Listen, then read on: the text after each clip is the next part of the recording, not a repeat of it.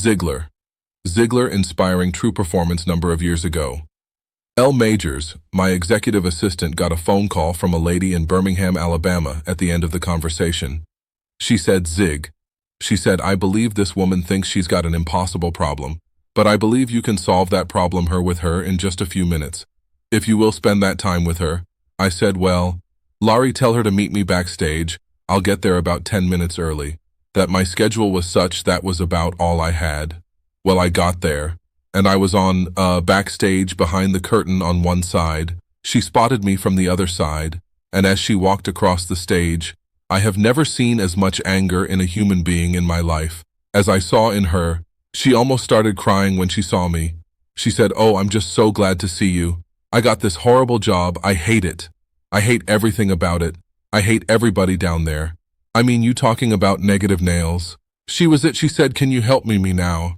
I understand I've only got about 10 minutes, so I looked at her. And one thing I have learned, I don't do counseling, but I talk with a lot of people who do, in psychology, psychiatry, and the ministry. And they tell me that everybody who comes to you with a problem are not necessarily looking for a solution. I couldn't understand that for a long time. Why do they bring you a problem if they don't want to solve it well? I can tell you why they want to tell you about it, you about it, you about it, you about it, and you about it, and if you found up the deal and solved the problem, they can't tell you again, you again. They want the attention that goes with the problem. And every company just about it has that kind of an individual. They want the attention that goes with griping and complaining. Well, I looked at the lady, and it wasn't unkindly, but firmly. I said to her, yes, and you know, ma'am, I'm afraid your problem is about to get worse, she said. What do you mean? I said, I believe they going to fire you. Laughter. She was stunned. I couldn't have stunned her more if I'd hit her in the face with a bucket of ice water. She said, fire me.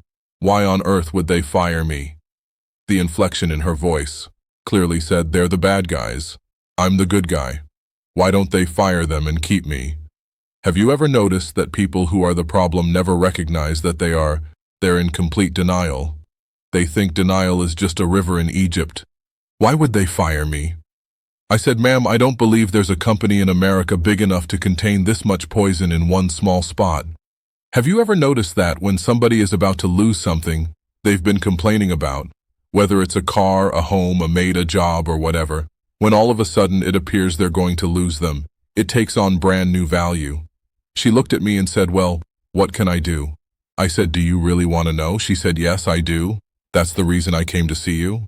I came looking for help, but you sure? Hadn't been any help so far. I said, well, ma'am, I've got an idea, and I will absolutely guarantee you, it positively, definitely, absolutely will work, if you will just do it. She said, I'll try anything within reason. I said, okay, when you get home tonight, all of your household tasks are complete. It's bedtime. Get off in a room right by yourself. Get a sheet of paper out. And at the top of it, I like my job because she interrupted me. She said, that'll be easy. I don't like nothing about that job. Don't like nothing about those people down there. And I said, well, just as a matter of curiosity, do you work there for benevolent reasons, or do they pay you for working there? She said, well, I got to confess they pay me. And I said, and you don't like to be paid? Oh, she said, yes, I do. I said, okay, tell you what you do.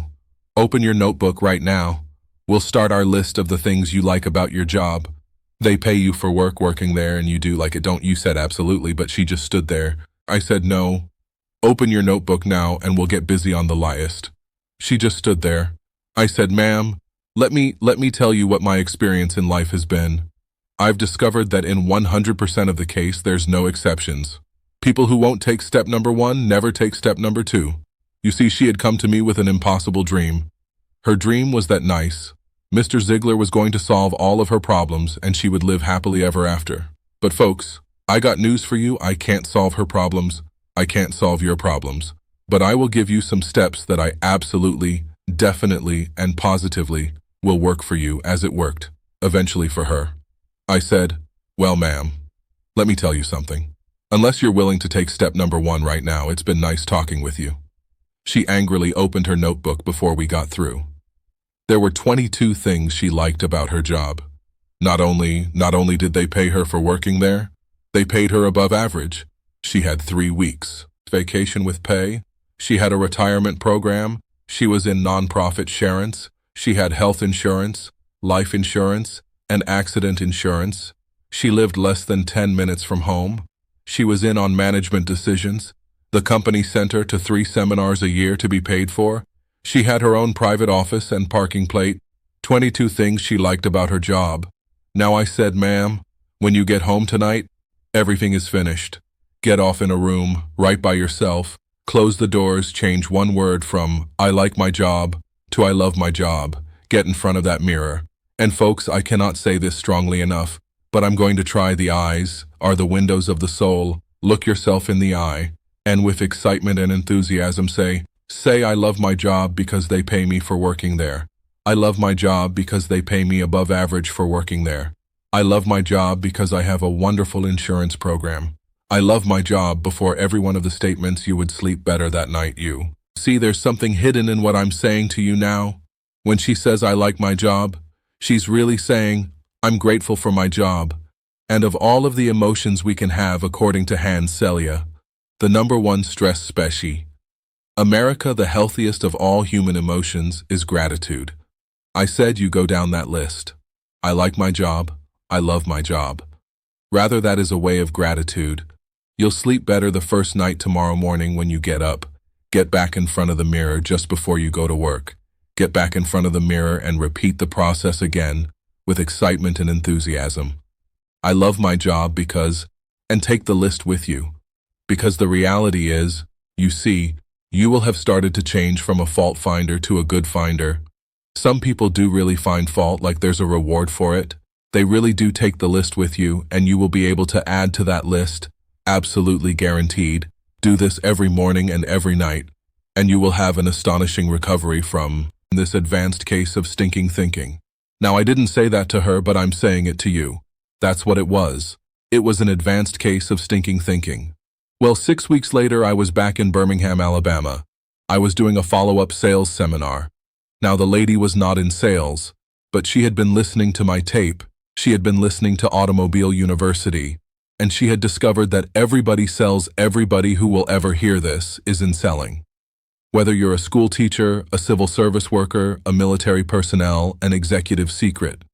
There, it doesn't make any difference what you do. You sell every day of your life. There she was on the At the S seminar, seated on the front row, grinding so why she could have eaten a banana sideways. I'm telling you, you're talking about somebody that was excited. She was turned on. I said, well, how you doing? She grinned even more broadly and said, Mr. Ziglar, I'm doing wonderfully well and thank you for asking. She said, you cannot believe how much those people down there have. Laughter changed. I got to lay it on the line, folks. You're not going to change anybody else till you change you. Everything really does begin with you. Now you see the unfortunate thing, this lady had been raised in a very negative environment. First, her parents had told her that she'd never amount to anything. They said, you know, you're always late, you're always sloppy. Why can't you be like your brother or your sister or whatever? When she got married, her husband had continued it. And so her self-talk had become completely negative.